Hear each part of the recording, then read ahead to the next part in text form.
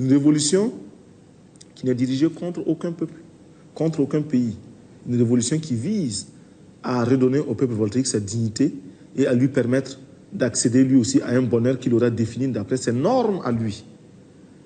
Le bonheur ailleurs, le développement ailleurs se mesure en forme de ratio, tant de quintaux d'acier par habitant, tant de tonnes de béton par habitant, tant de numéros de téléphone par habitant, etc.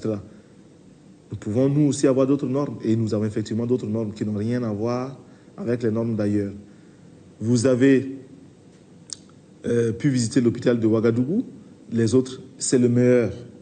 Avec tout ce qui représente, dites-vous que c'est le meilleur. Ou, si vous voulez, c'est le moins mauvais. Ailleurs, c'est pire.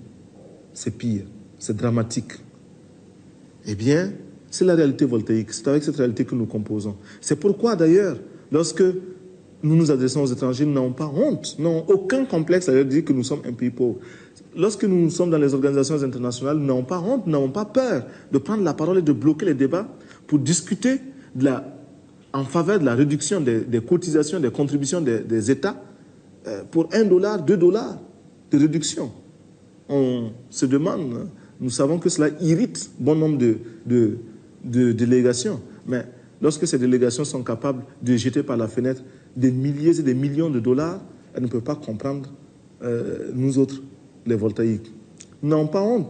Et je vous dirais que lorsque nous recevons un ambassadeur qui doit présenter ses lettres de créance, nous ne le recevons plus dans ce bureau, qui est le bureau présidentiel, non. Nous le recevons en milieu rural.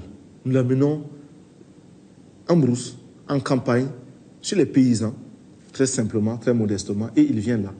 Après avoir emprunté des routes chaotiques et après avoir accumulé de la poussière, de la fatigue, de la soif, nous le recevons comme ça, dans ces conditions, nous lui disons « Excellence, monsieur l'ambassadeur, voilà la Haute-Volta telle qu'elle est. Si vous voulez composer avec cette Haute-Volta, c'est ainsi, c'est avec elle que vous devez composer. Ce n'est pas avec nous qui sommes dans les bureaux feutrés. C'est que nous avons un peuple qui a lui aussi sa sagesse, son expérience. Nous avons un peuple qui sait aussi redéfinir une certaine façon de vivre. Ailleurs, on meurt d'avoir été trop bien servi. Ici, on meurt de n'avoir pas été suffisamment servi.